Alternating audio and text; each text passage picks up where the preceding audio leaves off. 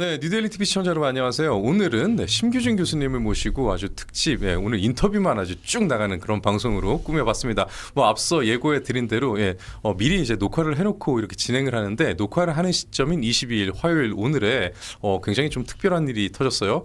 헌정사의 기록으로 남을 만한 그런 일이 있어서 국민의힘이 장동혁 대표 체제로 장동혁 지도부로 이제 새로 돛을 올린 그 이후에 공격력이 전보다 많이 좋아졌다 이런 얘기를 하다가 그러다가 이제 또 한동안에는 또 내용에 또 시달리기도 하고 또 여러 가지 이제 전 대표 관련해서 또 사건도 있었고 지도부 흔들기냐 이런 논란도 있는 와중에 갑자기 이제 대형 이슈가 터진 겁니다. 그래서 이 이야기부터 오늘 원래 사실은 교수님을 모신 거는 새로운 책에 대한 소개였는데 그 이야기를 먼저 좀 시작을 해보려고 앞에 이렇게 서두를 좀 길게 깔았습니다. 먼저 여러분께 소개합니다. 심규진 교수님입니다. 안녕하세요.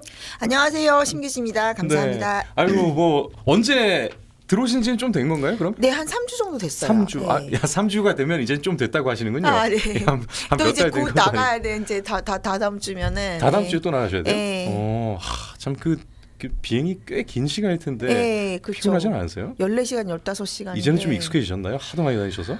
아, 네. 아무튼 뭐 네. 이제는 근데 직항도 있고 네. 뭐 좀 다닐만 한 것 같아요. 교수님 턱선이 더 갸름해지신 것 같은데요? 그래요? 감사합니다. 네. 좀 근데 빼신 한국 오면 살이 더 쪄요. 아, 그래요? 마드리드 가면 살 한 3-4kg 빠지고. 맞아. 예전에 왜 우리 줌으로 했었잖아요. 네. 근데 그때 너무 말라 있어가지고. 맞아. 기억이 나네요, 진짜. 그러니까 저는 한국 오면은 일단 이게 식사 자리가 많고 그래서 또 되게 먹는 거 좋아해서 살찝니다. 맞아. 식사 스케줄이 또 많으니까. 그러니까 체류 기간이 더 늘어날수록 방학 때는 좀 짧으니까. 그렇구나. 네. 그 지금 이제 22일 화요일 그러니까 사실 우리 녹화하고 있는 오늘인데 방송에 나가는 걸로 치면 이제 한 2-3일 지났겠네요. 진짜 대형 건이 터졌어요. 헌정사상 최초의 야당 당대표 필리버스터인데 그렇죠. 약간 이거는 이제 장동혁이라는 정치인이 어디까지 확장이 가능하고 어느 정도까지 그 체급을 높일 수 있을 것인가 이제 그런 관점에서 보면 상당히 놀랍다. 확장성을 보여준 거다. 앞서 왜 모친 그 자택 관련돼서 부동산 건 한번 터졌었잖아요. 그때만 해도 김문수에게 있는 그런 미담이 장동혁에게도 있다라고 하면서 이 사람의 확장성에 대해서 기대를 했었거든요. 근데 이번에는 또 이 정치인으로서 사실은 왜 장동혁 대표를 흔히 지칭할 때 1.5선이다 뭐 이러면서 그 선수에 대한 경험 부족을 뭐 이렇게 좀 지적을 하기도 했었는데 지금 보니까 완전히 노련하기가 이를 데가 없는데요. 이분 굉장히 노련하고요. 그러니까 왜 이분이 운전도 되게 잘하신대요. 근데 운전 뭐 스틱부터 잘하신다고 하는데 운전으로 치면 코너링이 상당히 부드러워요. 코너링이 부드럽다. 그렇게 그러니까 뭐냐면 상당히 예민하고 용이 주도하신 분이고 되게 계획적인 분이세요. 그러니까 사실 뭐 호남 갔던 거라던가 뭐 우리가 황교안입니다 이런 것도 사실 이분의 다 계획에 있었던 건데 이분이 이제 계획하는 것이 잘 어떤 리액션이 본인의 생각대로 되지 않았던 거는 지금 구조적으로 국민의힘이 굉장히 분열돼 있고 또 그 미디어 지형도 상당히 분열돼 있잖아요. 이분이 자신의 지분을 가지고 시작한 게 아니고 애초에 그 뭐 윤석열 대통령 지지층의 지지를 받아서 뭐 약간 말하자면 대출 받아가지고 대출로 시작했다. 대출로 시작하신 분 아니니까. 뭐 모든 사업자는 대출로 시작을 하니까. 빚을 이렇게 갚아 나가는 건데 이번에 필리버스터로 대박을 쳐서 이제 뭐 대출금 다 갚고. 그러니까요. 이제 자기 미천도 마련했다. 손익분기점을 돌파했군요. 손익분기점을 이번에 돌파한 느낌? 이게 그 상식성이 있네요. 네네. 필리버스터가 저는 굉장히 터닝 포인트라고 생각해요. 근데 왜 그 광주에 간 거 사실은 역대 지도부가 다 갔잖아요. 근데 역대 지도부가 다 욕을 먹었죠.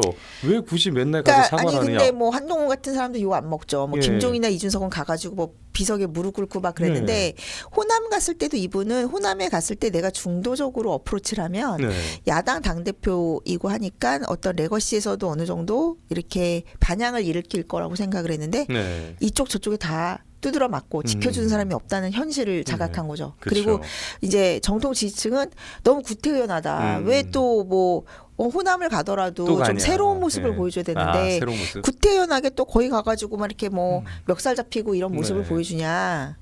우리가 뭐 사과한다고 거기서 표주냐. 이제 그쵸. 그런 똑같은 그런 이제 구태적인 그림에 빠지게 된 건데 이제 이분 입장에서는 나름대로 기획이 다 있거든요. 그러니까 전처럼 막 호남 가가지고 죄인처럼 무릎 꿇고 한다는 게 아니라 네. 미리 메시지도 뭐 김영삼 때 우리가 뭐 우리 진영에서 특별법 해줘가지고 광주도 이렇게 민주화 운동을 인정받았기 때문에 예. 이 광주가 광주의 그 민주화 운동을 우리가 역사적으로 뭐 인정을 해주고 또 기본적으로 대한민국이 뭐 산업화 민주화를 이루는 데는 우리 공이 있는 것이다. 네. 우리가 주체다라는 거. 사실은 산업화 민주화 다 보수 진영에서 했어요. 그렇네요. 예. 그런데 그거에 대한 당당한 권리 주장식으로 해서 차별화를 하려고 했던 건데 네.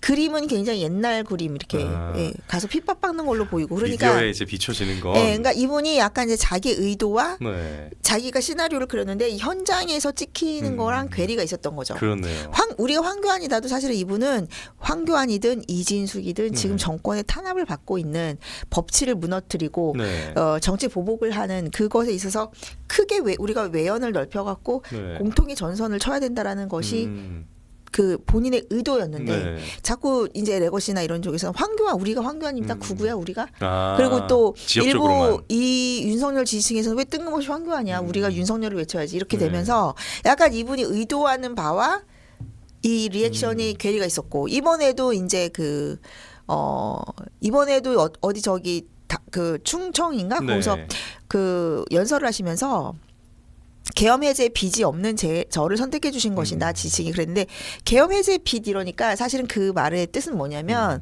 한동훈이 자기가 계엄 해제했다고 예. 그러니까 좀 꼴값 떨지 마세요. 나는 빚이 없어요 그건데 약간 딱 처음에 들었을 때 빚이라고 하니까 그럼 계엄 해제가 잘 됐다는 거야부터 해가지고 또 그렇게 해석하더라고요. 그렇게 해석이 되니까 그러면 전제가 계엄 해제를 해줬다는 거네 이런 식으로 되니까 사실은 이제 원래의 의도는 계엄 해제를 한 것은 본인과 국회의원들이지 한동훈 배지도 없는 한동훈이 아니다. 그렇네요. 근데 무슨 계엄 해제했다고 유세 떨지 말라 이건데 그 말이 이렇게 계엄 해제 빚이라고 그런 비유를 드니까 그러니까 아직까지 그런 부분에 이게 외부에 어떻게 나갈지에 대한 거는 조금 다듬을 필요는 있겠네요. 그러니까 너무 이분이 계획이 많고 약간 그러니까요. 판사적인 언어를 쓰는 거예요. 그래서 이제 근데 약간 쉽게 풀었으면 이 언어가 좋은데 계엄 해제 빚 때문에 다 묻히지 않나. 그러니까 그 다음에 나온 워딩은 다 좋았어요. 그 언어적 전략 좀 가르쳐 드리세요. 그러니까 면서 되게 잘 하시는데 장로희 대표가 잘 하시는데 그 앞에 리드를 하나를 잘못 뽑으니까 나머지가 묻힌다고요. 원래 그러네요. 나머지 워딩은 다 좋아서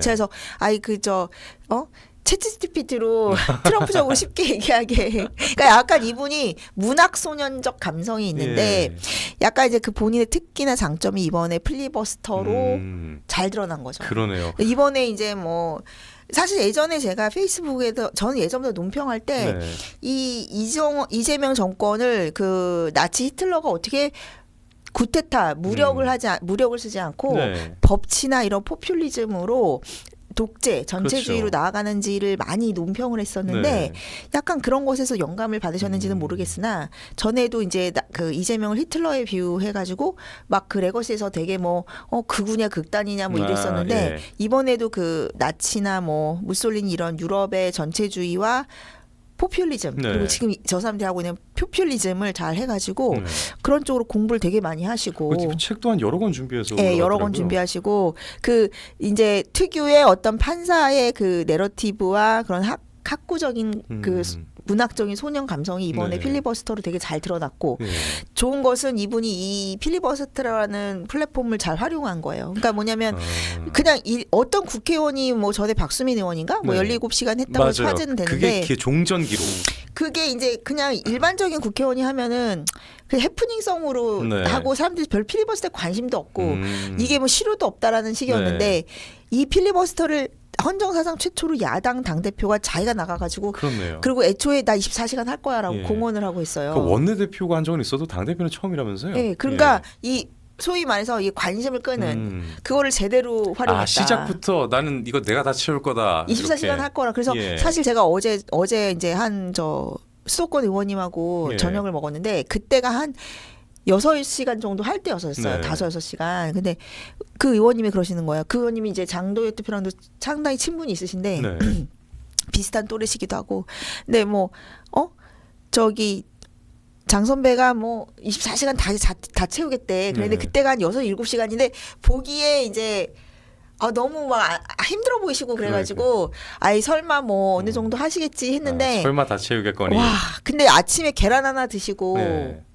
하셨는 거예요. 근데 여러분 지금 얼마나 대단하냐면요. 지금 장동혁 대표가 몇 시간을 채웠는지 아직 모릅니다. 지금 녹화를 진행하고 있는 지금 이 순간에도 장동혁 대표는 계속 필리버스터를 진행 중이에요. 근데 이분이 점점 더 힘 받으시는 것 같고 지금 네. 지금 7,700명 동접자 수가 어제부터 제가 체크를 하고 있었는데 이게 어느 채널에서 7,700명? 이게 국민의힘 채널에서요. 국민의힘 채널이 당 채널에서 이게 지금 이거 외에도 딴 데서도 많이 보내고 딴 데서도 있는데. 많이 보내는데 이게 중요한 게 뭐냐면 딴 데서 보던 제가 어제 저녁만 해도 매일신문 채널에서 그걸 중계할 때는 3,000몇 명이 보고 있었고 국민의힘 당 채널에서는 뭐 한 몇백 명밖에 안 됐었어요. 뭐 100명, 200명 뭐 그러다가 뭐 3, 400 늘다가 500, 600 늘다가 제가 이걸 다 체크해놨는데 지금 7,700명이 보고 있어요. 대단하다, 이 7,700명은요 정말 소위 말해서 뭐 내가 장동혁이다를 외치는 그런 찐 팬이 된 거죠. 이게 한 대선 때나 가야지 이런 풍경이 나올 텐데 당 채널이 이 정도까지 동접자가 많이 나오는 동접자가 나오는 거는 그러니까 완전히 지금 본인의 거를 만들었다는 거예요. 그러니까 더 이상 대출이 아니고 본인이 본인이 자산 구축을 했다. 왜 한동안 시끄럽게 했던 왜 지도부가 뭐 이제 좀 위태하다 뭐 이런 얘기도 뭐 심심치 않게 요 며칠 불과 전혀 그거는 아니라고 생각해요. 완전히 그 상황이 반전되는. 사실은 이거를 상황을 다 반전시킨 거는 장 대표의 완전히 본인의 개인기로 들었다라고 저는 생각합니다. 개인기. 이거 필리버스터 개인기잖아요. 그러네요. 누가 도와주지도 않고 이거야말로. 지금 뭐 의원들 20명도 안 남아서 그랬다는데 정말 이제 본인이 스스로 보여준 거예요. 그 본인의 지위나 이 위치를 10분 활용한 굉장히 본인의 지위의 위치를 10분 활용한 거고 더군다나 그 본인의 장기인 근성을 보여줬다. 그러니까 얼마 전에 21일인가 그때 한동훈 전 대표가 뭐 본인의 그 지지층이 중년 여성층을 데리고 약간 트로트 가수 콘서트처럼 뭘 하지 않았습니까? 뭐 그래서 뭐 1,500명, 2,000명 모였다고 뭐 8분 컷이라는 거 막 이렇게 난리를 쳤는데 무슨 아이돌 가수도 아니고. 근데 지금 장동혁이라는 장동혁 당대표는 너무너무 되게 농도 짙은 정치적 언어로 자신의 개인기로 사람들을 감동시키고 자신의 새로운 지지층을 이렇게 확장해 갔다는 거에 있어서는 정치 천재라고 할 수 있죠. 그러네요, 정말. 다들 보수 정치사에 이런 사람 없었다. 일단 지난번에 청렴함, 그 뭐 미담 이런 거는 이미 확인이 됐어요. 그러니까 이분이 스펙트럼이 되게 다양해요. 사실 이분이 재보궐로 처음에 국회 들어왔을 때도 이제 뭐 이런 공중파 패널로 나오시면서 워낙에 이제 오디오나 비주얼이나 그런 게 깔끔하니 좋잖아요. 그렇죠. 얼굴 잘생겼어요. 그래서 되게 에이스로 불렸고 누가 봐도 이제 항상 어디서든지 에이스로 활동을 한 거예요. 그런 선상에서 한동훈 비대위 체제 때 사무총장도 했던 거고 이분은 그 한동훈뿐만이 아니라 원래 에이스였고 게다가 끝내 말리려다가 눈이 글썽글썽해서 돌아서는 그 사진 있잖아요. 그러니까 그것도 굉장히 드라마틱하고 영화적이었잖아요. 뒤에 한동훈 웃고 있고 되게 시네마틱했다고 할 수 있는데 진짜 너무 영화적이지 않나요? 그 장면이? 이분이 그러니까 영화를 만들어내는 그런 감성이 풍부하다는 거죠. 그러니까 한동훈 전 대표는 영화가 아니라 뭐라고 할까 B급 아이돌 콘서트를 만든다면 지금 그러고 있네요. 그러고 보니까. 그렇잖아요. 그러니까 본인들이 그 만들어내는 그림과 서사가 다르다는 게 느껴지잖아요. 근데 장동혁 대표는 제가 뭐 대담도 해보고 해봤지만 상당히 정치적 야심이 크신 분인데 굉장히 그 자아의 스펙트럼이 되게 다양해요. 그래가지고 그런 미담, 그러니까 청렴한 관료의 모습부터 시작해가지고 그건 이미 보증이 된 것 같아요. 그거는 보증이 됐는데 자기 관리력도 되게 좋고 굉장히 이런 섬세한 문학적인 소년적 감성도 있어요. 그 왜 어머니랑 찍은 사진 보니까 이분이 감성이 있는 분이더라고요. 감성이 엄청나요. 저도 놀랐어요. 그거 뭐 어머니랑 그 찍은 영상이라던가 그래서 이분이 팬덤 정치에도 상당히 소구력이 있다.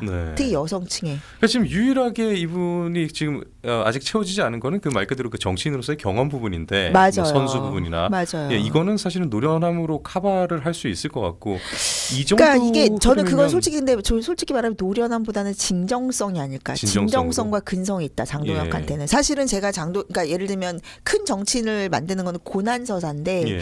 장동혁 대표가 고난서사가 없어요. 예를 들면 윤석열 대통령은 계엄을 해가지고 지금 엄청난 고난을 받고 계시고, 그렇네요. 그러니까 많은 사람들의 안쓰러움과 사실 그런 그게 연민의 대상이 되고. 예전부터 이렇게 왜 뭐랄까 진영 내에서 배척받고 뭐 공격받고 이런 고난서사 이미 깔린 상태로 정치인이 된 거 아니에요, 윤석열 대통령? 그렇지. 윤석열 대통령이 좌파에서 엄청나게 때려줬기 예. 때문에 그 고난서사가 있었는데 네. 장동혁 대표는 굉장히 여기서 에이스 엘리트 정치인으로 엘리트길을 걸었기 그게 또 때문에, 이면이구나. 예, 그리고 이제 전당대회 때도 본인의 고난이 없잖아요. 무슨 예. 본인이 좌파들한테 뭘 공격, 물론 뭐 집 그런 거는 굉장히 그 윤석열 대통령이나 그런 사람들에 비하면은 그런 뭐 박근혜 대통령이나 그런 부분들에 비하면 굉장히 미미한 고난이잖아요. 그리고 뭐 본인이 지금 사법 리스크가 있는 것도 아니고, 네, 그러니까 이재명 같은 경우는 사법 리스크를 자신의 고난 서사로 정치 자산화한 케이스인데, 예. 그래서 이제 이분이 큰 고난이 없다라고 저는 생각을 했는데, 이번에 본인이 항상 보면 그 호남 간 것도 그렇고 예. 이분이 항상 결단력이 있어요. 그러니까 네. 호남 간 것도 상당히 리스크 테이킹을 한 거거든요. 네. 예. 그래서 굉장히 그때 후달렸죠. 그때가 사실 음. 호남 가고 뭐 우리가 황교안이다 하면서 계엄 사고 안 하냐고 흔들릴 때 굉장히 위기였거든요. 사실은. 근데 그리고 레거시에서도 막 장동혁 쫓아내는다. 맞아요, 그렇죠. 근데 이번에 이제 필리버스터를 통해 딱 보여주면서 이 대여 투쟁에 있어서의 그러니까 예를 들면 옛날로 치면은 네. 뭐 왕자가 세자가 자기가 뭐 총칼 들고 나선 거야 적진에. 맞네요. 그 뭐 약간 예. 중세 유럽에서 그러니까 있을 법한 나를 그런 따르라 스타일이네요. 하면서 내가 예. 먼저 나선 거예요. 지금 필리버스터 투쟁이라는 게 교수님, 24시간 교수님께서 하면서. 말씀하신 그 진정성이 생각해보니까 저도 그 증인 중에 한 명이네요. 그 왜 그러냐면 예전에 세이브 코리아 집회 한창 취재 다닐 때 그때만 해도 장동혁 그 대표는 체급이 좀 작은 상태였는데 정말 열심히 끝까지 그냥 그 자리에 있더라고요. 근데 올해 저희가 뉴데일리가 20주년이 돼서 20주년 행사를 했어요. 근데 무려 당 대표가 끝날 때까지 계속 있는 거예요, 그 자리에.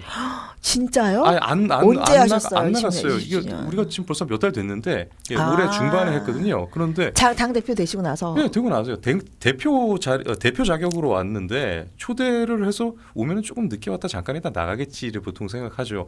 그러니까 괜히 같이 왔던 사람들이 못 나가는 상황까지 그리고 맨 마지막까지 있었어요. 그래서 아니 사실 마지막 부분은 거의 뭐 그냥 공연 느낌이고 이제 실질적인 행사는 거의 오피셜은 종료된 느낌이었거든요. 그때까지 안 가시더라고요. 이분이 그러니까 그렇더라고요. 그러니까 하나를 하더라도 네.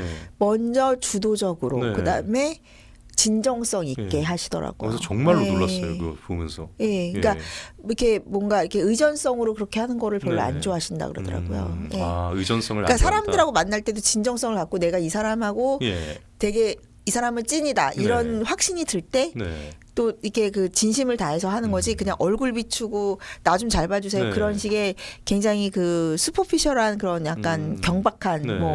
뭐 그 슈퍼피셜을 뭐라고 하지?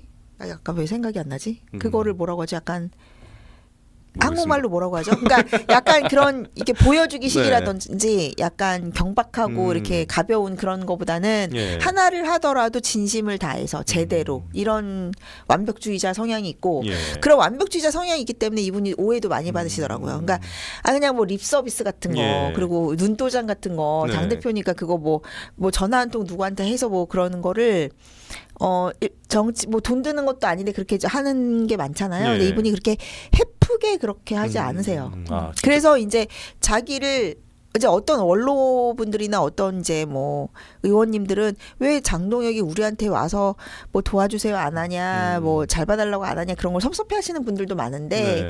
약간 이분은 그런 것 같아요. 이제 본인이 생각할 때 확실한 사람 아니면 좋은 네. 인연이 될 사람 아니면 섣불리 다가가지 않고 그렇지만 자기가 봤을 때 자기가 이렇게 어느 정도 알고 네. 확신이 든다고 할 때는 굉장히 진정성을 다하는 그런 식이어가지고 네.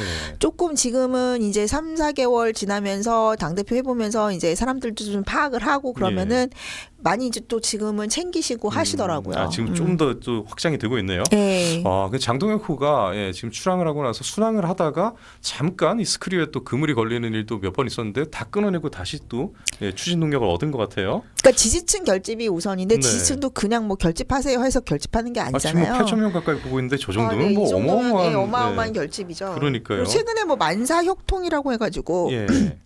장 대표 당대표 이게 팬클럽도 생겼는데 네. 상당히 그것도 만사혁통이에요? 만사혁통. 그 김현지 네이버 얘기할 카페. 때 만사현통이 네, 있었잖아요. 그래서 오히려 그 만사혁통을 함으로써 김현지가 소환됐다. 뭐 그런 얘기도 하더라고요. 아, 그것도 노림수가 있네요. 네. 네. 그런 것 같아요. 이렇게 필리버스터 건 하는 건으로도 봐도 이제 심규진 교수님과 이야기를 나누다 보면 좀 이게 전략적인 분석을 많이 하게 됩니다.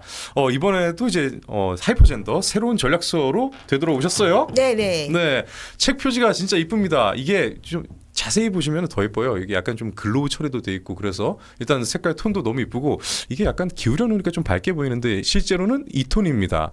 예쁘죠, 여러분? 예, 그래서 새로운 신간 하이퍼젠더. 그리고 책에 이게 제목이 네. 마음에 든다는 분들이 많더라고요. 제목은 마음에 들어요. 예, 다만 마음에 드는데 이 제목이 무슨 뜻인지를 바로 알 수 있는 그런 직관적인 아니니까 그거를 좀 익숙하게 하는 거를 지문지로 제가 넣어놨어요. 하이퍼 젠더라는 거는 네. 이제 초젠더라는 거, 하이퍼하다는 건 뭔가를 뛰어넘는다라는 그쵸. 건데 우리가 생물학적인 젠더를 뛰어넘어서 네. 차별도 역차별도 하지 말자. 우리 한 명의 인간, 시민, 네. 국가, 국민으로서 보고 그러면 남녀 구분 없이 예. 국가에 대한 의무를 다하고 예. 책임을 다하고 권리를 누리자. 그래서 요새는 이제 그리고 우리가 우리 안에 다양한 그 비율의 남성성과 여성이 있기 때문에 예. 남성적 욕망, 여성적 욕망, 성적 욕망을 추구하는 것에 대해서 예. 우리가 공정과 자유라는 틀 안에서 네. 좀 욕망을 죄악시하지 말고 네. 인정하자 네. 이런 거죠. 인정하자. 그래서 그 테일러 스위프트의 이야기도 나오고 뭐 마돈나, 마돈나의- 레이디 가가 네. 뭐 지금 올데이 프로젝트인가 이제 네. 그런 걸 다 제가 했고 정치인들이든 뭐 일반적인 사람들이든 뭘 어떤 직업을 가지고 있던 간에 예. 현대 자본주의 사회에서 섹스 어필이라는 거는 죄악시되는 게 아니다. 그럼요. 마를린 문로부터 해가지고 네. 근데 마를린 문로부터 해가지고 비극적인 삶을 살았던 게 이제 자꾸 그 사람들이 그 욕망을 더럽다고 생각하고 이중적인 위선을 떨기 때문에 그런 현상이 나타났던 건데 예. 그래서 마를린 문로 시대부터 해가지고 이제 그 마를린 문로의 또 성적 이미지를 차용한 게 마돈나. 그리고 마돈나는 이제 여성도 남성처럼 살 수 있다. 네. 뭐 이런 걸 보여줬다면은 이제 레이디 가가 같은 경우는 굉장히 성을 해체하는 네. 약간 막 포스트 모더니즘적인 남성도 예. 여성도 아닌 것을 이제 했는데 제가 또 뭐 올데이 프로젝트 이런 혼성 그룹도 얘기를 했는데 지금은 이제 남녀 구분 없이 그런 거 따지지 말고 예. 그러니까 저는 거기서 여성 징병제의 모습을 본 거예요.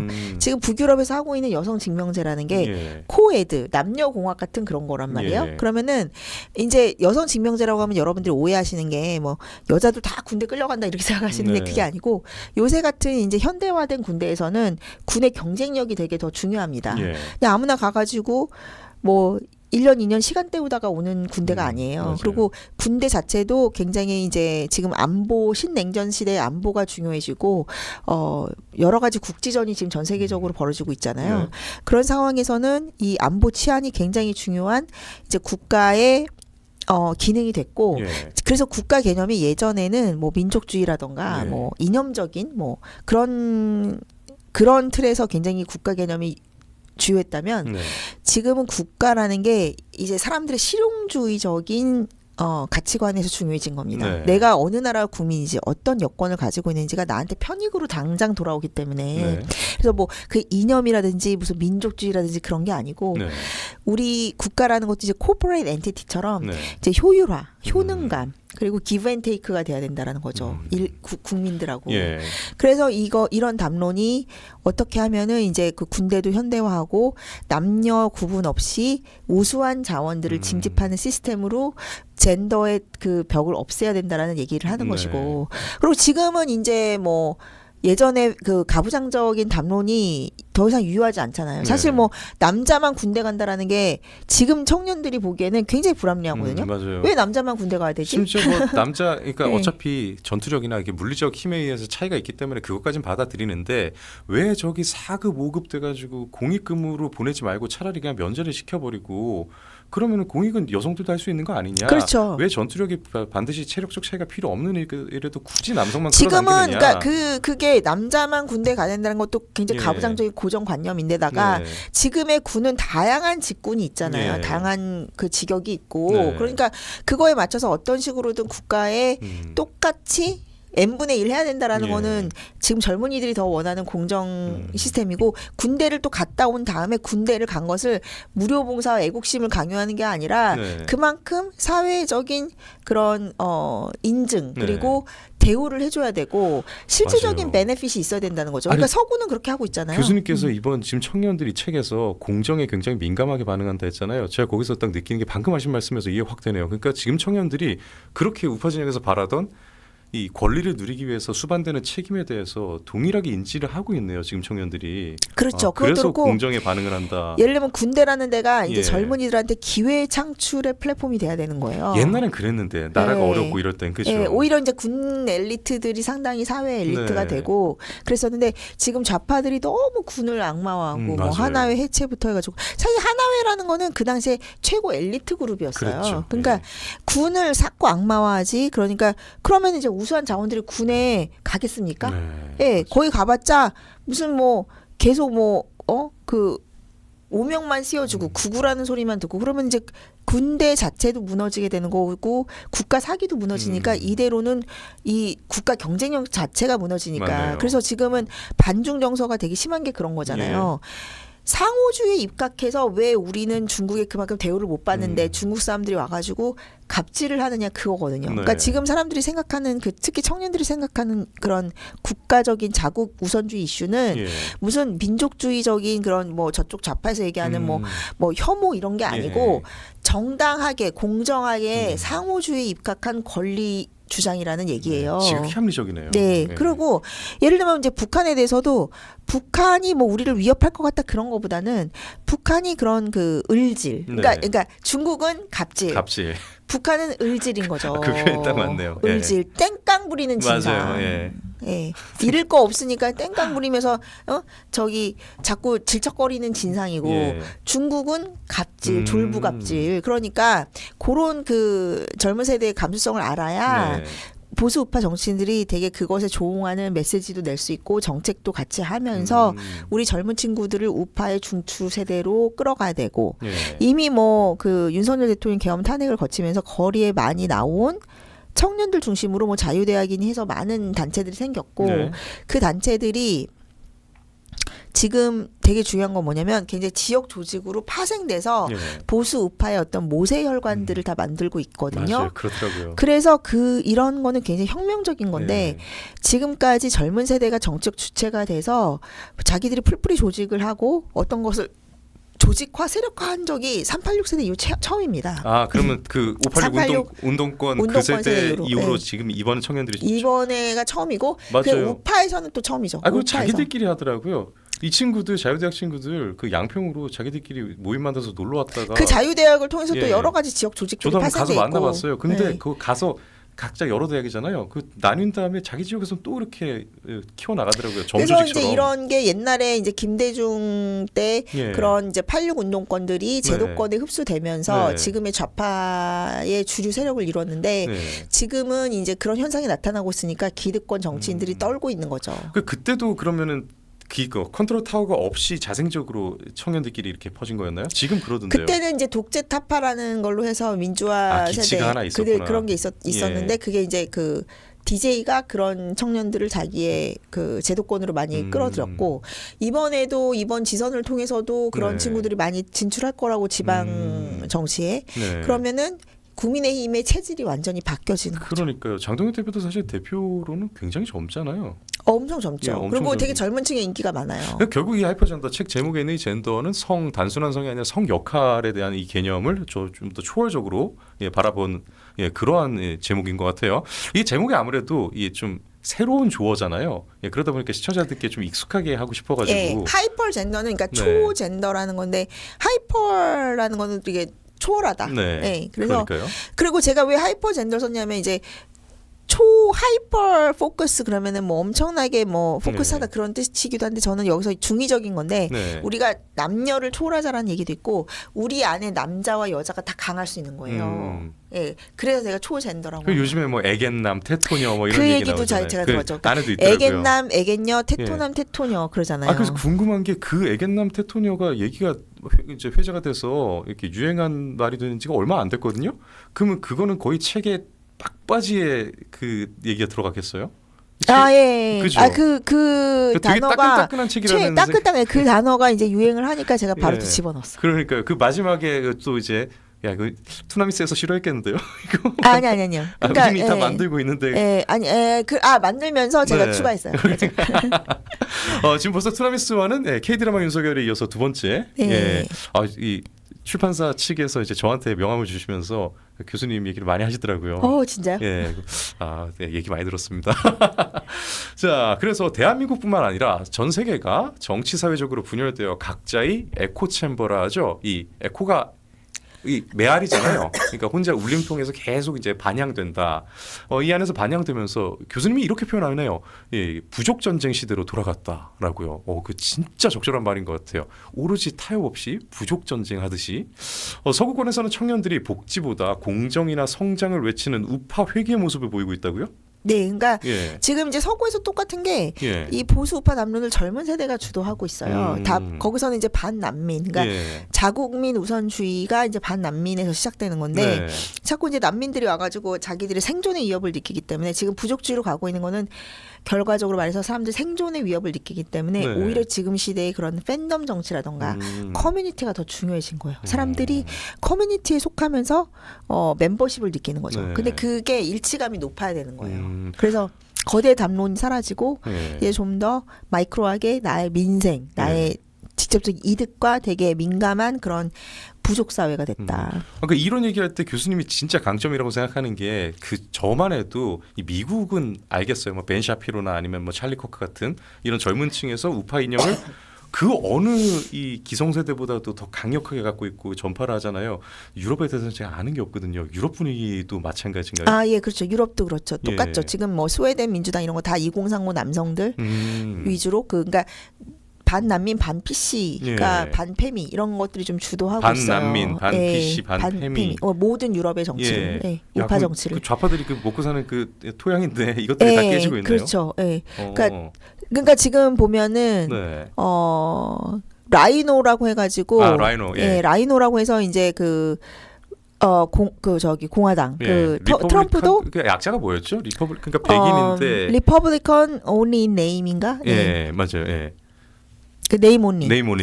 그러니까 이름만 리퍼블리컨 name only. 예. 뭔가. 근데 약간 뭐 여기도 마찬가지잖아요. 그런 사람들 있잖아요. 이렇게 네. PC주의에 되게 경도된 국민의힘 의원들은 많죠. 서식지를 저쪽으로 보내줘야 된다. 그러니까요. 근데 또 반대 진영에서는 또 수박이라 해가지고 또 이쪽으로 쫓아내려고 하고. 예. 그래서 이번에는 지방선거가 당원 비율이 70%로 늘어나기 때문에 네. 지금 당원도 획기적으로 늘고 있고 그러니까요.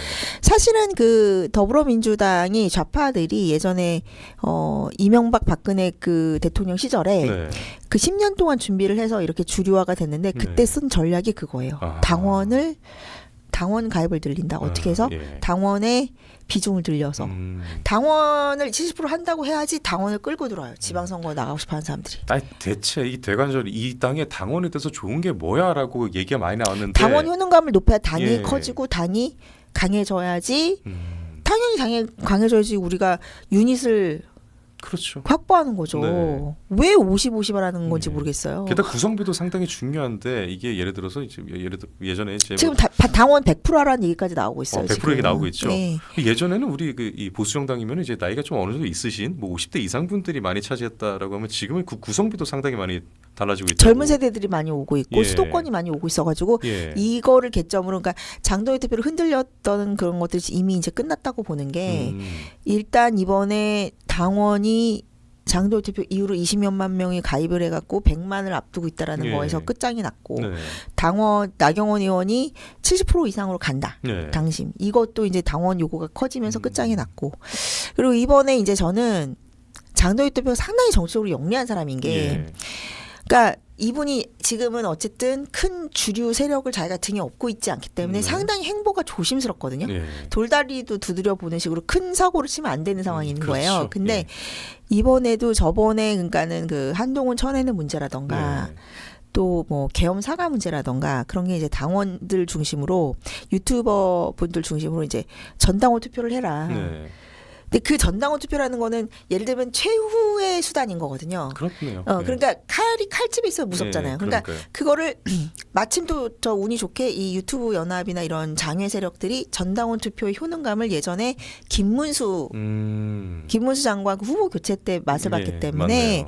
이제 아무리 원내에서 중진들이 우리가 뭐 쌍권처럼 이렇게 흔들어서 장동혁을 내칠 거라 해도 당원 무서워서 그 못하는 그 마지막 핵 버튼이 있는 거예요. 근데 이 핵 버튼을 지금 장동혁 대표가 누르질 않는 거죠.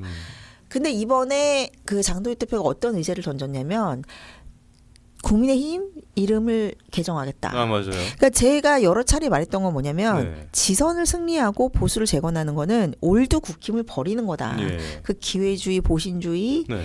그다음에 그저 귀족주의로 예. 대변되는 올드 국힘을 버리고 뉴 국힘이 돼야 된다라는 건데 뉴 국힘을 만들기 위한 뉴 국힘 선언이죠. 당명을 교체한다는 게. 네.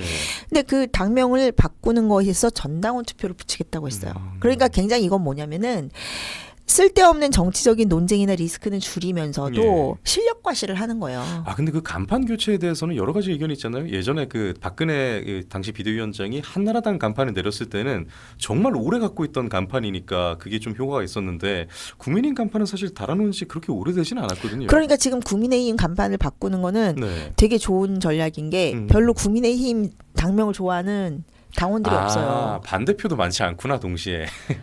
그러니까 그렇네요. 국민의힘은 그 예. 김종인 그분이 지은 거고 굉장히 국민이 들어가고 피플 파티 뭐 피플 파워 이러니까 네. 좌파적이거든요. 그게. 그렇네요. 그래서 이제 뭐 자유공화로 돌아가야 된다. 그러니까 지금 당원들이 가지고 있는 예. 생각도 그런데 네. 이러는 당명을 교체하는 거는 사실 어떻게 보면 조금 소프트한 이슈인데 네. 전당원 투표를 함으로써 내가 전당원 투표를 통해서 당원들의 지지를 받고 있어라는 예. 실력 과시를 동시에 할 수 있기 때문에 그러네. 장동혁 대표가 굉장히 정치적으로 스마트하면서도 제가 아까 얘기했잖아요. 이게 코너링이 부드럽다. 네. 그렇네요. 그래서 장동혁 대표가 뭐 자기 지지 세력이 부족하다고는 하셨지만 그래서 저도 이제 공감을 하지만 동시에 또 측근 사고는 또 없어요. 그러니까 예. 측근 사고가 없고 이렇게 없는 당 대표 처음 봤거든요. 그러니까 보안도 되게 철저하고요. 예. 그런 면에서 저는 되게 정치 천재다. 측근 사고가 없고 이보니까 사람을 되게 가리시는데 그렇다고 해서 약간 열면 깊게 맺고 열면 그전에는 깊게 좀 맺고 가리고 네. 신중한. 그러니까 그러면서 리스크 관리도 굉장히 보안 관리 예. 이런 거에는 철저하시다. 그리고 교수님께서는 우리나라 이 젊은 우파 청년들도 많이 아시잖아요. 네.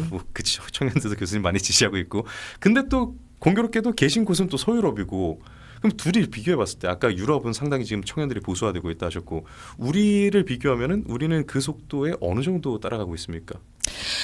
저는 우리나라가 딱 보면 테스트베드다. 전 세계적인 그런 변화를 되게 예. 빨리 받아들이는 데라서 저는 지금 청년들이 굉장히 빨라요 우리도? 굉장히 지금 많이 정치적으로 각성되고 있고 근데 다만 우리나라가 그 인구 절벽이 되게 심해가지고 젊은 층이 그 예전에 X세대나 뭐 그 86세대만큼 인구에서 주류가 아니기 때문에 그러니까요. 그 문제가 있는데 절대 표수에서 못 이긴다면서요? 절대 표수에서 못 이기지만 항상 그게 이런 물은 이렇게 투명하지만 5mm의 살짝 잉크가 물을 다 물들이는 거거든요. 그쵸. 그런 게 트렌드 세터의 역할인데 지금은 뭐 2030에서 가장 정치적으로 액티브하고 전위적인 세대가 그 우파 담론을 이끌고 있지 않습니까? 그래서 이게 이제 물들이는 거는 한순간이라는 거죠. 그러니까요. 그 소수의. 하기사 뭐 밈을 생성해내고 퍼뜨리고 이런 과정을 보면 진짜 대단한 것 같아요. 결국에는 따라오게 돼 있어요. 대중들은. 하이퍼젠더는 성별이 아닌 책임으로 정체성이 부여되는 개념이다. 이렇게 좀 이해를 했어요. 책을 읽다 보면 그렇게 메시지가 느껴지거든요. 성 정체성, 그러니까 생물학적 성이 아니라 우리가 가지고 있는 어떤 정체성이 되게 다양하고 그래서 그 기존의 정체성 정치가 가지는 그런 불합리한 역차별 같은 거를 극복하자라는 얘기예요. 그래서 결국 이제 그 책임에 대한 이야기가 같이 나온 거고요. 그런데 다만 여전히 최근의 선거나 여론조사 등에서는 2030 남성과 여성은 간극이 있잖아요. 인식 차이가 작지 않아 보입니다. 교수님께서 보시기에 하이퍼젠더가 새로운 시민 정체성으로 정착하기까지 어느 정도의 시간이 걸릴 거라고? 저는 금세라고 봅니다. 이것도 빠를 거라고 전망하세요? 아니 지금 보면 2030 세대들은 뭐 걸크러쉬 트렌드 이런 거 있잖아요. 그러니까 사실 이게 지금 그 우파가 걸크러쉬나 이런 새로운 트렌드에 빨리 올라타야 된다는 얘기예요. 이제 걸크러쉬도 우파 담론으로 되게 유리하게 쓸 수 있는 게 이제 그게 돼요? 아니 걸크러쉬라는 게 그거잖아요. 원래 근데 저쪽에서 많이 밀었잖아요. 가부장제나 페미니즘이 얘기하는 거는 네. 사실은 여자는 보호받아야 되고 여자의 눈물은 증거고 항상 남자는 가해자고 여자는 피해자라는 서사잖아요. 걸크러쉬를 우리가 차용을 해고 빨리 흡수를 해가지고 여자는 주체다. 네. 여자는 주체다. 여자도 권력의 플레이어다라고 하면은 보호받을 이유가 있나요?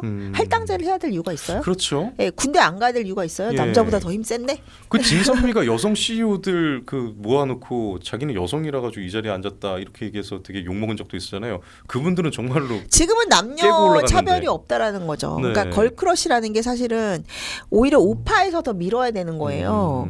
여군 예를 들어서 스페인에서도 지금 그 공주가 후계자가 네. 그러니까 스페인은 원래 남자들이 이제 왕위에 올랐었는데 네.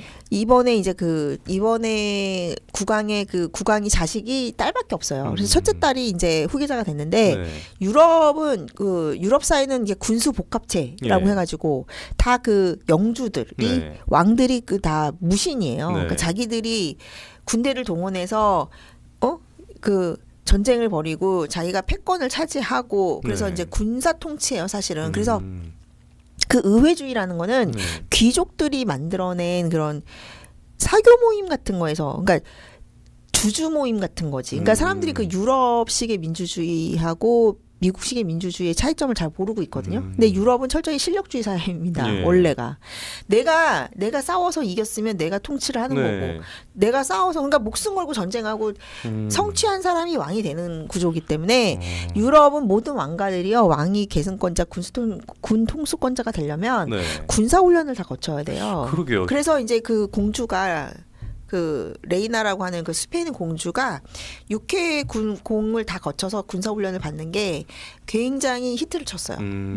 그 공주가 육해공 훈련을 다 받은 거는 그래도 그 와중에 또 좀 이례적이긴 했네요. 그러니까 이례적인 게 아니라 원래는 예. 이제 남자가 이제 후계자가 그러니까요. 되면은 남자가 하는 건데 이제 여자가 후계자가 되니까 여자도 하는 거죠. 과거 스페인 한창 잘 나갈 때 그때 여왕 통치기였잖아요. 이사벨라 여왕이었나요? 그건 예. 이사벨 여왕. 예, 그때 그때도 되게 잘 나갈 한창 그쵸, 스페인 그쵸. 엄청 잘 나갈 때였잖아요. 그렇죠. 예.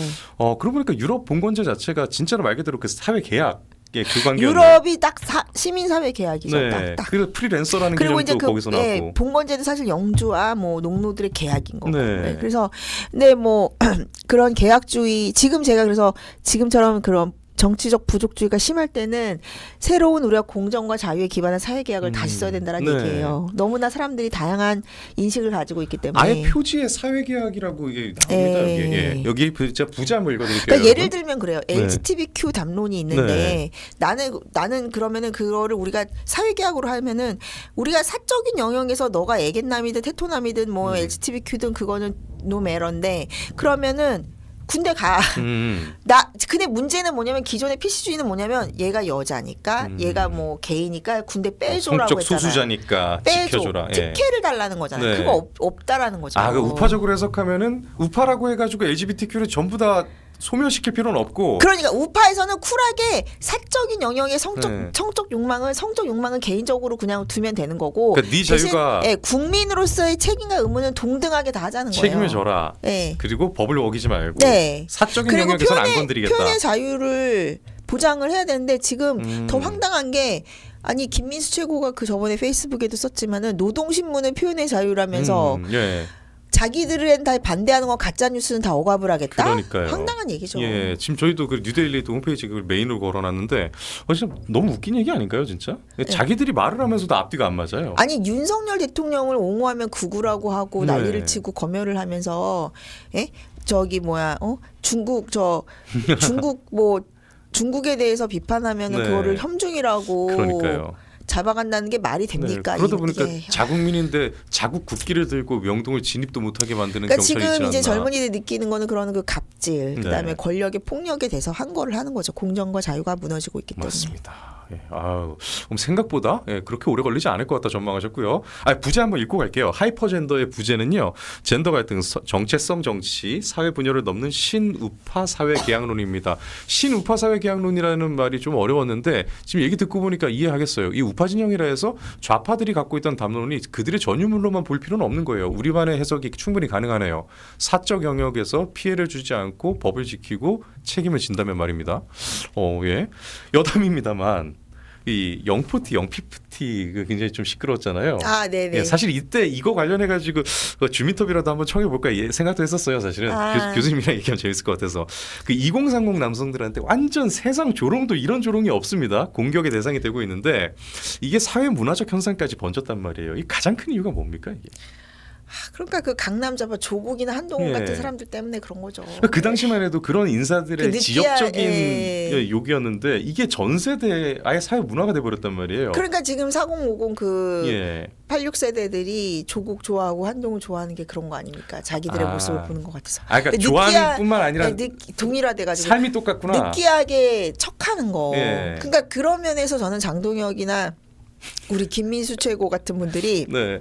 젊은 세대한테 더 경쟁력이 있다고 보는 게 예. 저는 제가 책에도 이제 제가 윤석열 대통령 추천사도 받았고 예.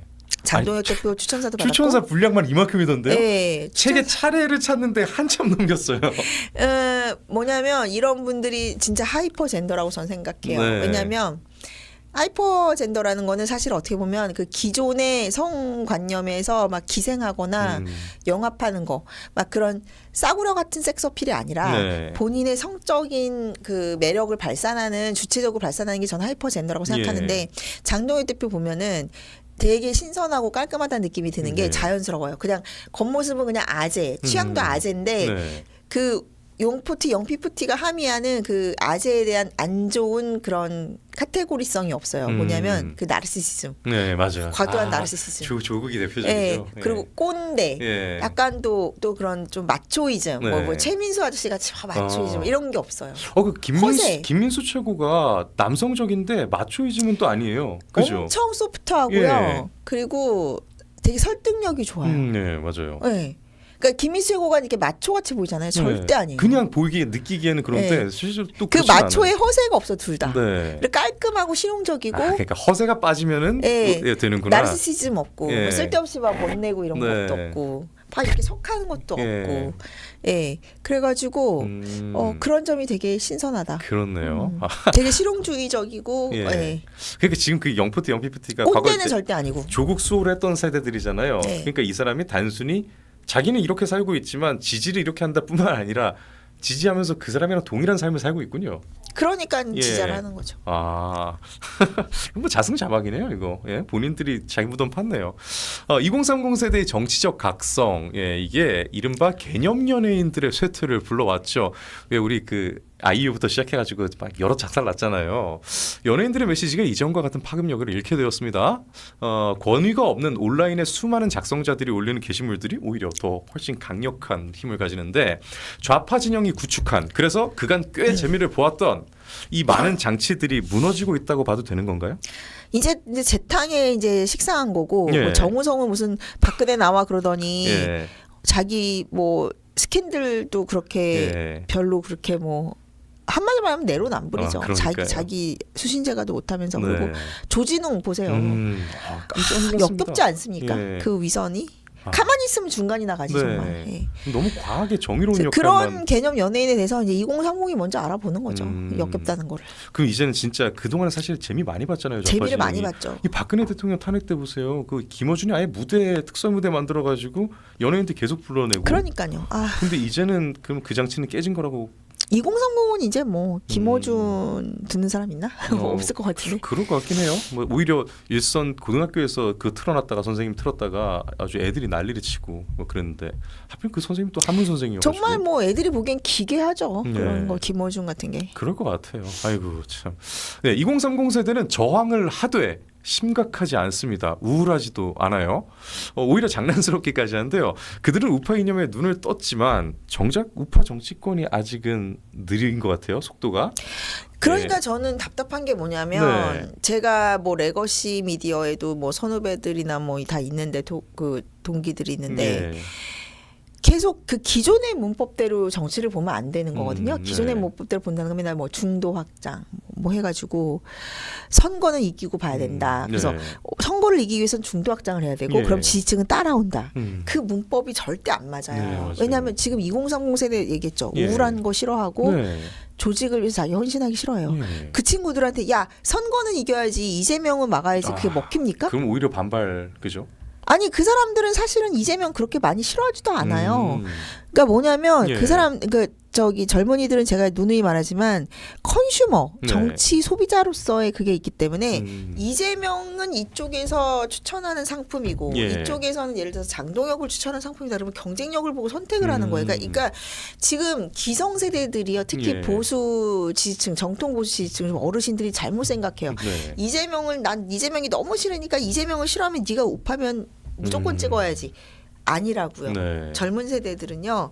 이재명과 뭐 장동혁, 민주당과 국힘 나한테 오는 옵션으로 생각한다니까요. 구도가 예. 다르네요. 아예 바라보는 구도가. 바라보는 구도가 달라요. 그러니까는 예. 기존에는 예를 들면 그거죠. 예를 들면 뭐 바르셀로나하고 네. 레알 마드리드 네. 때가 싸워. 그럼 나는 바르셀로나가 되게 싫어. 그러면은 예를 들어서 바르셀로나가 뭐 다른 데랑 해요. 뭐 네. 생제르맹이랑 한다. 예. 그러면은 야 너는 다 바르셀로나 싫어하니까 생제르맹을 편을 들어야지. 아니라고요. 아, 뭐 적의 적은 예. 아군이다 이런 그냥 단순한 논리가 이제 안 통하는 그런 시대군요. 진영 논리, 진영 의식이 없어요. 젊은 예. 세대들은 그냥 더 자기들이 마음에 들고 자기들한테 이득을 주고 하는 A, B 중에 고르기 때문에 네. A나가는 그 중도 확장성이라는 거를 잘못 생각하시면 안 되는 게 고관여층에서 오히려 더 이 이동이 심한 거예요. 그리고 아, 그래요? 옛날에 보니까 아니 그러니까 왜냐면 제가 그거를 데이터로 뽑아봤어요.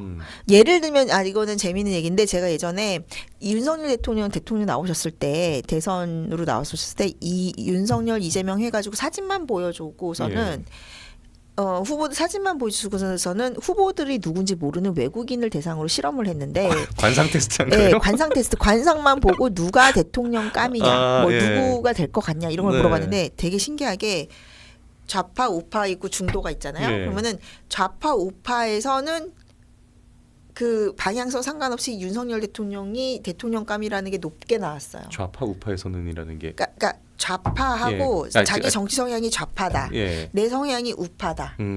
확실한 정치 성향이 좌든 우든 있는 사람들은 고관여층에서는 고관여층에서는 윤석열 대통령을 비슷하게 대통령감으로 봤다고요. 근데 나는 정치 성향이 별로 없어. 나는 중간이라는 사람이 뚝 떨어져요. 네.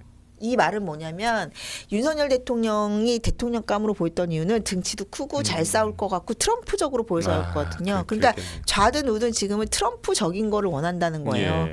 이재명이 지금 인기가 많은 거는 네. 지금 현재 트렌드가 트럼프적인 거예요. 네. 지지층을 바라보는 정치 네. 그리고 내 지지층이 아닌 사람한테 가혹한 정치 맞아요. 확실한 선명성 정치인데 예.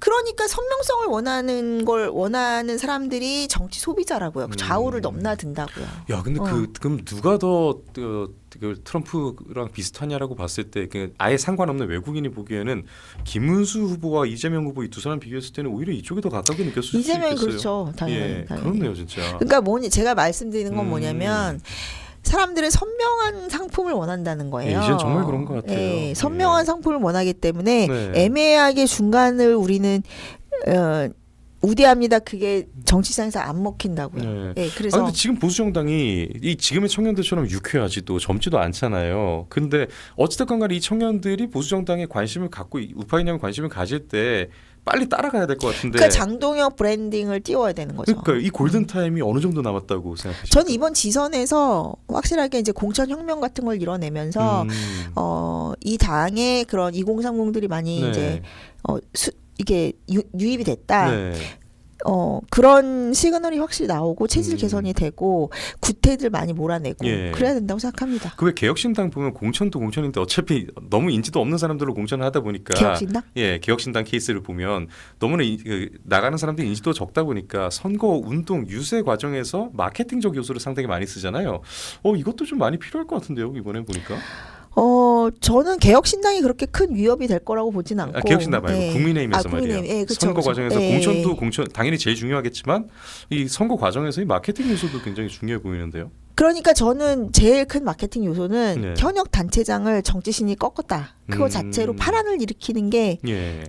본선 경쟁력으로 직결될 거라고 생각해요. 음. 그리고 일단 지선은 투표율이 높지가 않아요. 예. 그래서 이제 그렇네요. 결집을 확실시키고 이 당 내에서의 파란을 일으켜야 맞죠. 고관여층 그리고 충성적인 집단을 열광을 만들어내는 게 저는 지방선거의 승리 비결이라고 생각합니다. 지선이 맞았어요. 그리고 저는 이제 많은 분들이 장동혁 대표가 총선 공천권이 없고 네. 지선 당대표이기 때문에 원내 그립이 약하다라고 생각하는데 저는 오히려 반대로 생각해요. 왜요? 오히려 총선 공천권을 당대표가 가지고 있었으면 더 흔들었을 거예요. 더 흔들어서 쫓아내거나 뭐 그런 위기가 그렇겠네. 있을 텐데 예. 오히려 지선이 약간 완충제? 아, 생사여탈은 아니니까. 그러니까 예. 생사여탈은 아니기 때문에 오히려 예. 이제 원내에서는 장동혁 대표를 막 지지하지도 않지만 그렇죠. 줄을 서지도 않지만 이렇게 일단 나도 보자. 팔짱 끼고 보고 있거든요. 근데 이 상황을 잘 그렇네. 포착해서 당대표가 당원 야금야금 지금 당원도 70% 올리고 있잖아요. 네. 그러니까 예를 들어서 그거를 총선이라고 해봤어요. 해봐요. 그럼 네. 더 많은 저항이 있고 진짜 쫓아낼 수도 있는 거지. 음. 그래서 예. 지선이기 때문에 약간의 이게 그 징검다리가 돼가지고 장동혁 대표의 리더십과도 되게 잘 맞고 네. 이게 어느 하나의 그런 완충지대가 돼서 장동혁 대표가 이때 자기의 세력을 굳히고 성과를 보여주고 팬덤도 굳히면 다음 연임이 뭐 다음 당대표 나왔을 때 장동혁을 누가 이기겠어요. 그러니까요. 아, 교수님 이거 제 개인적인 이 우려 하나만 여쭤봐도 될까요? 이게 여러분 이거 제발 부디 음모론이라고 생각하지 않으셨으면 좋겠습니다. 지금 당원이 100만 당원 시대가 됐잖아요. 근데 이게 만약 예를 들어 중국 쪽이나 아니면 좀 민주당 좌파 진영 쪽에서 이 가짜 당원들을 계속 막 가입을 시키는 뭐 그런 전략이 있다면 이것도 위험한 거 아닌가요? 저는 그럴 가능성은 별로 없다고 봐요. 그것도 별로 네. 없어요. 아 다행이다. 그럴까봐 혹시라도 그래서 걱정을 좀 했는데 다행입니다. 일단 이번 지선이 진짜 좀 분수령이 되겠네요, 정말. 아니, 우리가 너무 진짜 네. 너무 막 자라보고 놀란 가슴 뭐 쏙뚜껑 보고 그러니까요. 놀란다고 매번 막 의심하고 그런 게 별게 다 걱정돼요. 제가 책을 읽으면서 유일하게 한 가지 좀 의문이 들었던 대목이 있어요. 그래가지고 그거 좀 교수님께 질문을 좀 하려고 하는데 책에서는 2030 세대와 이 정치권의 연대 가능성에 대해서 이제 충청에서 그 해답을 좀 찾고 있는 과정 같아요. 이번 이 하이퍼젠더에서는 장동혁 대표 체제 이후 공격력이나 뭐 투쟁 측면에서 정말 많이 좋아졌다고 저도 방송에서 막 여러분 이제는 좀 응원해야 될 것 같아요라고 막 홍보도 했는데 그것이 장동혁 대표의 이 개인 상징성이지 충청이 그 상징을 대표하는 것 같지는 않다는 생각을 했거든요. 그러다 보니까 오히려 읽으면서 이게 좀 헷갈리는 거예요. 이 새로운 정체성을 제시하고 있는 이 하이퍼젠더인데 이 충청을 제시하니까 과거에 이 기존의 지역 정치권 개념이 떠오르는 거죠. 제가 느끼기에는 이게 대중주의 우파가요. 굉장히 지역 정치로 갑니다. 로컬로. 제가 얘기했잖아요. 왜냐면 이게 제가 부족주의라고 그랬잖아요. 그러니까 그 부족주의가 그 성 정체성으로 나타나지만 굉장히 정통적으로 회귀하는 지역 정치가 중요해진 거예요. 그래서 제가 책에도 얘기한 게 뭐냐면 충청 대망론이 작동할 수 있는 더 호기인 거예요. 왜냐? 영호남 대통령은 있었지만 충청 대통령은 없었잖아요. 한번 있을 뻔했죠. 그러니까 충청만 한이 남아 있는 거예요. 김대중으로 전라도는 한이 풀렸고. 그러니까요. 그래서 이게 하이퍼젠더의 시대에 오히려 우리의 로컬이 되게 중요해졌어요. 오히려 기반은 더 로컬화가 됐군요. 그러니까 제가 하이퍼젠더라고 얘기한 거는 기존의 그 젠더 정체성 정치는 끝났다라는 거예요. 왜냐하면은 그때는 내가 LGBTQ니까 나를 위한 베네핏을 줘. 내가 그리고 뭐 낙태 뭐 이런 이슈들 해가지고 정치적 전선이 그어졌는데 하이퍼젠더는 이제 사람들이 그 성적으로 구분하는 걸 관심이 없고 실력주의로 가고 실용주의로 가기 때문에 내가 사는 지역이 되게 더 중요해졌어. 그러니까 이게 제목 잘 지으신 것 같아요. 예전에 어떤 담론을 좌파 진영에서 유독 많이 던지긴 했지만 뭐 낙태 이슈라든지 그런 것에 대해서 자기가 이제 요청하는 게 있으면은 그걸 던져놓고 사회에다 던져놓고 이걸 들어줄 사람을 선택하는 거에서 정치가 결정이 되는데 교수님 제시하는 거는 아니 사적인 영역에선 냅두겠다 책임질 수 있느냐 오히려 이거를 이제 그리고 책임을 질 수 있다면은 그건 얼마든지 넘어설 수 있다라고 보니까 근데 그렇게 가기 위해서는 오히려 더 지금의 트렌드는 이제 지역 정치와 사람들이 모이는 커뮤니티가 중요해졌다는 거죠. 그리고 이번에 또 교회나 교회 커뮤니티가 굉장히 정치적으로 활성화돼 있잖아요. 그렇네요. 근데 그래도 한 가지 의아한 게 충청이 그동안 캐스팅 보트 역할을 했잖아요. 근데 대망론이 되려면 일단 캐파 자체가 커야 되는데 영호남으로 다 이렇게 지역 정치로 갈라진다면 캐파가 좀 상대적으로 좀 작지 않나요? 그러니까 저는 충청이 되게 요번에 유의미한 변화를 보인 게 여론조사에도 보면 충청이 거의 TK 정도로 보수 커밍아웃을 많이 하고 있어요. 그렇더라고요. 장동혁으로 된 거에 대해서. 예. 그래서 이게 충청이 가르는 거. 옛날에는 이어주는 사람이었는데 예. 지금 수도권과 호남을 가르고 있어요. 그러니까요. 경기하고 호남을. 예. 그래서 그리고 이제 충청이 이제 옛날에는 항상 힘센 쪽에 이렇게 붙었는데 여기 가서 섰는데 지금은 자기가 중심을 잡고 여기 서 있는 거죠. 네. 네, 그래서 오히려 지금 영남권에서도 젊은 층이 빠져나가가지고 보수가 지금 그쪽에서 되게 빠져나가고 있는 상황인데 지금 충청으로 버티고 있는. 그래서 그리고 이제 충청 대망론이 왜 나오냐면 이 장동혁 대표의 그냥 장동혁 대표가 지역구가 충청이다 그게 아니고 예. 이분이 굉장히 충청스러움이 있어요. 그 어떤 DNA가. 거예요? 충청스러운 거. 일단 이분 화법 자체가 약간 충청. 좀 돌리나요? 예. 의문스럽게 본인이 그러니까 나는 예시 하나 들 수 있어요? 예를 들면 저 충청객이 되게 좋아하거든요. 이번에도 예를 들면은 예. 그 계엄 해제 빚 얘기하다가 네. 제가 이제 장동혁 대표의 그런 빚이라는 게 너무 이렇게 돌려서 말하고 직관적으로 와닿는 언어가 아니라고 그렇게 이제 비평을 했는데 네. 장동혁 대표님 스스로가 나는 충청 스타일. 직접적으로 가는 거는 조금 아직 다이렉트로 걸리는구나. 안 하고 항상 예. 이분은 이렇게 좀 돌려요. 네. 그리고 그러니까 캐릭터 자체도 충청이고 그리고 음. 굉장히 막 이렇게 지르고 보는 것보다는 예. 항상 이렇게 계속 이쪽 저쪽 다 보고 이분이 네. 판사라서 그럴 수도 있지만 그러니까 충청이 그렇잖아. 이쪽 저쪽 네. 뭐 영남 호남 다 보다가 네. 막판에 땅 하면 그게 결정인데 이분이 딱 그 캐릭터예요. 이쪽 저쪽 다 들어보고 막판에 땅 하면 확실하게 가는 거고 고집 되게 세고 정하면은 바꾸지 않고 네. 내가 24시간 할 거야 그러면 24시간 죽어도 해야 되는 거야. 그러네요. 목숨 걸고 해야 되는 거야. 그러니까 선택 과정에서는 고민을 계속 고민을 하고 하다가 일단 정하면 뭔가 쭉 가는군요. 겉보기에는 새 가슴 같고 이런데 예. 딱 정하면은 가는 거고 투수로 치면 되게 맞춰 잡는 스타일 있잖아요. 예. 그리고 이분이 약간 이제 그 보령 서천인데 예. 그냥 그 보령 서천 출신인데 거기 있다가 옛날에는 다 대전이나 이런 도시로 나왔는데 그 보령 서천에서 고등학교 나왔기 때문에 예. 갑자기 불려갔는데도 고향 그 선후배들 덕에 된 거예요. 네. 그래서 굉장한 로컬성을 가지고 있는 분이다. 예. 하긴 뭐 삼국시대부터 이 위치가 지정학적인 위치 자체가 이분이 막 입장을 이렇게 명확하게 하면 말투도 안 충청도도 된다고 사투리 하더라고요. 쓰면서 되게 이제 그러니까 레알 충청 그리고 판사 생활도 대전에서 하셨고 예. 서울에서 하다가 그러니까 예. 왜 TK나 이런 데 보면은 다 뭐 학교는 거기서 나왔다가 서울에서 활동하다가 별로 연고도 없는데 뭐 맞아요. 표 받으러 내려가고 그런 사람도 많은데 많죠. 이분은 어쨌든 판사 본인의 활동 주무대가 그랬네요. 충청이었다. 근데 장 대표가 그렇게 쿠션 화법을 많이 써요? 굉장히 쿠션 화법을 많이 써요. 예. 뭐 그런 얘기 있잖아요. 뭐 차나 오토바이 이거 오래 가요? 이러면 너만 안 지치면 돼. 뭐 이런다고. 그러니까 직접적으로 표현을 안 한다고 하는데 장동혁 대표가 아무래도 정치인이고 하다 보니까 좀 그런 티가 안 나는 줄 알았는데 떡밥을 잘 던지고 밀당을 잘해요. 왜냐면 제가 기억하는 모습은 그 왜 세이브 코리아 집회에서 이 강렬한 이 메시지를 던지던 모습만 보다 보니까 그러니까 스펙트럼이 되게 넓다는 그러니까 거예요. 그쪽은 생각도 못 해봤네요. 스펙트럼이 진짜 넓네요, 진짜.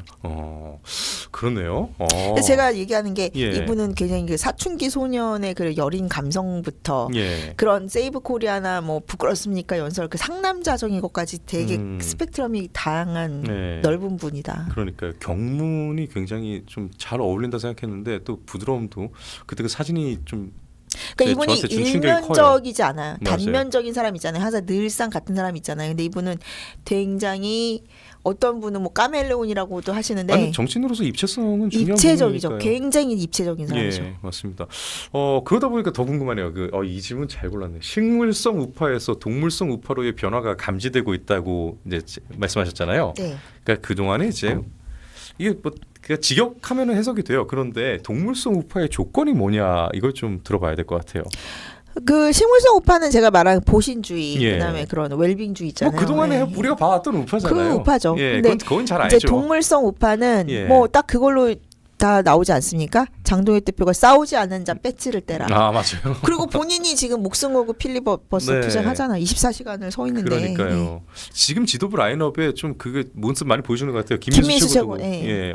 엄청 이제 막 동물적이죠. 이게 맞아도 그냥 맞으면서 돌파하는 예. 예전에는 다 무서워가지고 언론도 안 나오고 막 그랬잖아요. 그러니까요. 예. 뭐 라디오나 유튜브 패널 가가지고 보면은 자기 빼고는 전부 다 자기 공격하고 있는데 끝까지 이 심박수 하나 안 올라가는 사람처럼. 김민수 최고는 정말 대단한 대단한 장수죠. 진짜 대단한 정말 것 같아요. 여러모로 장동혁 당대표가 네. 인복이 있고 운이 좋지 않나 싶습니다. 둘이 잘 맞는 것 같아요. 둘이 너무 잘 맞고. 그 안보 챕터도 여기서 꽤 이거 후반부에 좀 자세히 다루고 있잖아요. 근데 군대를 브랜딩화해야 된다. 이 부분에 대해서 저 굉장히 깊은 공감을 느꼈습니다. 예전에 왜 전원책 변호사를 열받게 했던 가고 싶은 군대 만들면 되잖아요라고 했던 말 있잖아요. 그 좌파 진영에서 했던 되게 논란이 되는 말인데, 근데 그게 그 말이 100% 틀린 말은 아님에도 불구하고 그런 식으로 해서는 안 된다는 거죠. 그런데 이번에 이 군대를 브랜딩화하자라는 이 표현은 굉장히 좀 좋은 표현이라고 생각을 해요. 저도 지원해서 복무했거든요. 지원해서 복무를 했고 당시 그래서 지금 내일 제가 연차를 쓴 이유도 그 당시 중대장이 내일 이제 여단장으로 이제 새로 취임을 해요. 그래서 거기에 초대를 받아서 가는 건데 아직도 자부심을 느끼면서 살고 있습니다. 그런데 이게 지금 청년들의 안보 이슈를 우파 이념으로 보나 아니면 또 그 청년들의 이슈를 건강하게 가져오기 위한 전략으로 보나 정말 좋은데 현실이 좀 녹록지 않잖아요. 우리나라 병력 규모에 또 징병제를 하고 있는 국가에서 브랜딩화가 너무 어려울 것 같은데, 예를 들어서 뭐 모병제를 하는 국가라든지 국가 규모가 그렇게 인구수가 그렇게 많지 않아서 병력 규모가 그렇게 크지 않을 때는 이게 가능할 것 같은데 외국의 혹시 뭐 성공 사례나 우리랑 좀 비교해 볼 만한 외국은 있나요? 뭐 여러 가지 성공 사례가 있는, 예를 들면은 예. 제이디 벤스 같은 경우도 벤스 부통령이요? 예. 군대 가가지고 네. 장학금 받아가지고 로스쿨 가가지고 그러니까 미국은 성공한, 아니 그냥 예. 역사적 탑 성공 사례잖아요. 군을 그리고 브랜딩화. 군을 브랜딩하는 게 미국에서는 뭐 네이비실 같은데 나왔다 그러면은 네. 정말 커리어가 다 보장될 정도죠. 그쵸. 그러니까 계속 그리고 전투를 하기 때문에, 그러니까 우리도 브랜딩을 하려면 사실 영웅서사를 만들어줘야 되는 거예요. 영웅서사를. 그런데 저번에 그 저 대통령이, 윤 대통령이 어디 우크라이나 전쟁에 뭐 네. 그거 뭐 그걸 뭐라고 하죠? 그 감시단이라고 해야 되나? 관전단 보낸다고 하는 것도 반대를 하고 얘네들이. 그리고 무슨 뭐 서울의 문 같은 거 해가지고 군대를 악마화하고. 아니 있던 영웅도 지금 훈장 취소하려고 하잖아요. 미친 거죠, 그러니까. 그러니까 이게 영웅을 만들어야 되는데 영웅을 악마화하고 있어요. 예, 뭐 그러니까요. 백선엽 장군 같은 경우도 그렇고. 네. 그러니까 그런 쪽에 그 군 브랜드를, 사실 군이라는 게 엄청난 우파의 자산이거든요.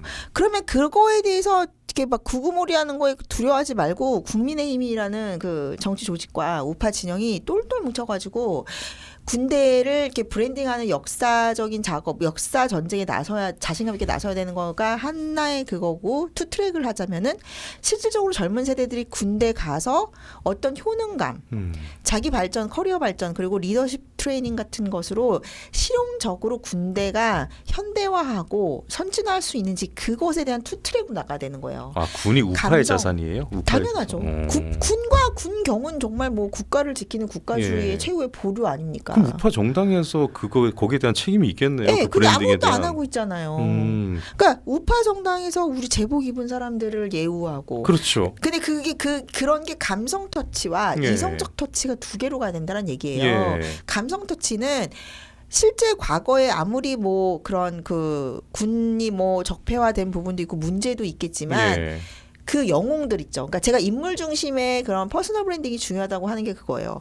영웅 사례를 만들고, 예를 들면 우리 저 강영선 의원처럼 이제 뭐 여군 출신 스타도 있고, 그러니까 예. 스타를 만들어줘야 된다고요. 네. 제이디 벤스나 이런 것처럼. 그래서 그렇게 만들고 리더십 트레이닝이나 코칭 그런 기관으로서 코퍼레이트 엔티티처럼의 경쟁력을 가지는 군 현대화, 그리고 군 복무자들에 대한 예우, 이런 시스템 정비에 있어서 보수 정당이 나서서 예. 투 트랙으로 가야 된다는 얘기입니다. 감성 터치와 실용적 터치. 근데 우리는 그 전두환 노태우 이 두 전 대통령에 대해서 악마가 되고 나서 악마화하고 있는데 완전히 놓쳐버렸네요. 우리는 군을. 절연만 하고 있잖아요. 맨날 그러니까요. 절연만. 맨날 우리 군사 정권 아니야, 절연만 하고 예. 있다고요. 저 그래서 아까 말씀하신 왜 그 장동혁 대표가 그 전략적으로 했다라는 그 우리가 황교안이다.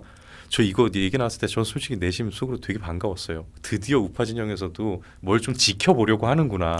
맨날 장동혁 대표가 끊어내려고. 지금 뭘 지켜내고 있고, 전 이번에 처음 봐요. 이번에 필리버스터도 사실은 예. 이분이 정말 정치 천재인 게, 처음 나왔던 얘기가 뭐냐면 계엄이 곧 내란은 아니다. 그러니까 예. 내란몰이 프레임에 정면으로 부셔 들어가는 거를 당 대표가 하고 있는 거예요 지금. 그러네요. 어디에 편승하지 않고. 네. 이분이 뭐라고 하셨냐면 더 이상 계엄에 대한 사과는 없을 것이며, 확실해요. 네. 자기 입에서 나온 건 확실해. 그러니까요. 그러니까 전략적 모호성을 가져갈 때가 있죠. 그래서 이제 여론을 환기시키고 네. 이러지만 전략적 모호성과 동시에 아닌 건 아닌 걸 확실하게 딱 치고 들어가는 그게 있고, 저는 장동혁 대표의 리더십에서 상당히 크게 보는데 네. 저는 잠재력이나 이런 걸 보고 있는데 이게 겉으로 드러나는 걸 보면은 많은 분들이 뭐 얘기를 하세요. 뭐 왜 너 심규진 또 뭐 사람들 가스라이팅하냐, 뭐 장동혁을 왜 예찬하냐, 뭐 미화하냐부터 해가지고 줄을 서냐 많은 말들이 많은데 잘하는 사람 칭찬할 수도 있지 왜? 또. 아니 저는 제가 취재하고 제가 데이터를 읽는 대로 이분이 큰 잠재력이 있다라고 보는 거고 네. 전반적인 구도에서 이분이 굉장히 적합한 리더십을